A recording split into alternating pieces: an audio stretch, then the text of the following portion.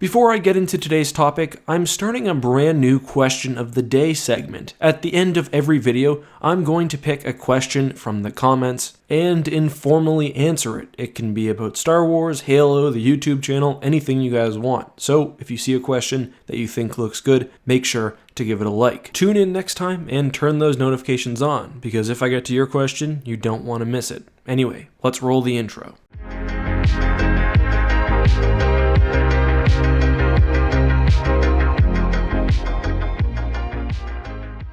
The Yuuzhan Vong spent thousands of years traveling the intergalactic void between their ancestral galaxy and the Star Wars galaxy, and it almost seems like a coincidence that they'd happen to appear and attack the galaxy a mere 2 decades after the fall of the most militarized faction in recent Star Wars history. The coincidence becomes a bit unlikely when one realizes that not only did Palpatine have knowledge of the Vong near the galaxy during even the pre-Clone Wars era, but Vong scouts may have been present as early as the Old Republic era. Well, as it turns out, the Vong were actually very aware of the Empire and their power. Did they wait to attack after the fall of the Empire? I'll cover that in just a second, but first I want to read a passage from Traitor, where we see Yuuzhan Vong's spy, saboteur, and scout Nom Anor actually show a degree of respect, and perhaps even admiration, for the Empire when speaking to Vong War Master Savon Law. Luke Skywalker is popularly considered to have single-handedly created the New Republic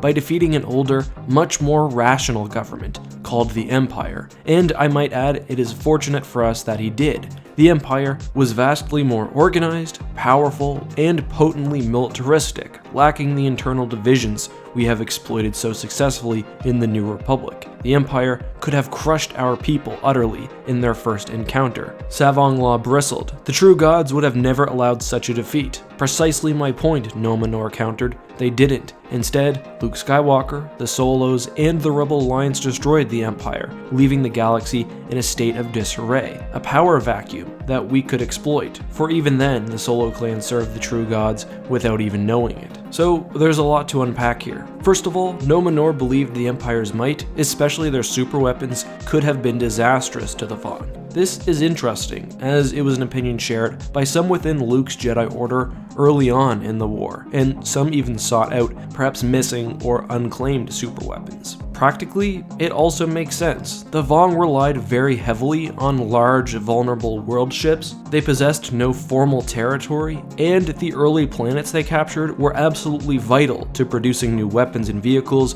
to further the war effort. The Empire could have simply destroyed any planets on the Outer Rim captured by the Vong, preventing them from getting a real foothold in the galaxy, while also destroying the first wave of warships. That being said, as Han Solo on one occasion recognized, Imperial superweapons were prone to failure and often packed with vulnerabilities. Still, having a galaxy gun parked in the core would have made handling the invasion a little bit easier.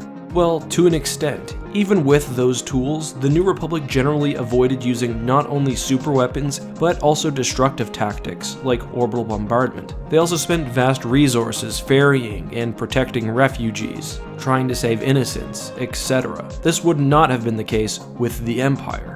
And the Vong specifically would often use captured civilian spaceships as bargaining tools when they wanted something from the New Republic. This would not have worked. What's more, as Executor Nom Anor realizes, the internal strife and poor leadership by Borsk Felia would not have been present within the Empire, and Palpatine would have been able to respond to the threat more reasonably. When a single man can ultimately dictate the course of military action, you can't cause any real strife. In a prior video, I actually agreed with Nom Anor and thought had the Vong invaded during the Imperial era that they would have lost 9 times out of 10. Now that I've reread most of the new Jedi Order, I'd actually like to cover that topic again in a full, more comprehensive video, but I'd like to hear what you guys think. Anyway, the second thing to unpack from this exchange is that Nom Anor seems to not only know a lot about the Empire, but respect their capabilities, and that leads us to wonder, did the Vong time their invasion to avoid the Empire? The answer to that is yes. We know from the outbound flight that the Vong were near the Galactic Rim before even the Clone Wars. Numenor, and presumably other scouts and saboteurs within the galaxy, made their way to sensitive locations and began stirring up trouble. Numenor specifically may have subtly helped the rebellion during the Galactic Civil War, while also starting conflicts through the manipulation of the Sairu, the Vagari, and most importantly, the Imperial Ruling Council after Endor. One thing I do wonder is why the Vong didn't invade earlier, perhaps during the Black Fleet crisis, or right after Palpatine's Operation Shadow Hand, or best, in my opinion, during the Kalamas incident. Numenor is right that the galaxy was fractured when compared to the time of the Empire, but by waiting so long, they actually gave time for the Empire and the New Republic to achieve a state of peace, and thus, as the Vong War began, the two factions actually worked together. The Vong may have been waiting for the Empire to continue to atrophy and weaken, but I think overall this was a mistake. And the Vong were lucky by waiting, as Thrawn planned for the eventual invasion and was gestating a clone to lead a unified galaxy against the Vong at the time of the Kalamas incident. Unfortunately, the clone was destroyed, but had Thrawn returned, the galaxy would have likely reunited behind him, as we see in the Thrawn duology.